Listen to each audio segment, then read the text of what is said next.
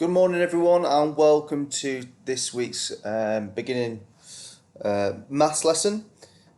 This week we're going over and carrying on with our recap of our knowledge on multiplication, just because I feel that we can't get enough practice of this, because if we start and continue to work through our times tables when it comes to the 2s, the 5s, the 10s, and then possibly the 3 times tables, we will be able to carry this knowledge on into learning our other times tables as we go further up in the school.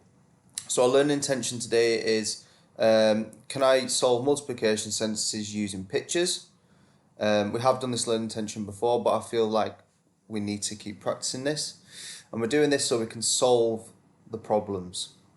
So our success criteria are what we need to know, how we're going to do it, how many groups there are, how many in each group, and the time sign means groups of. So when you see that time sign, you can say, for example, 5 times 5 is 5 groups of 5.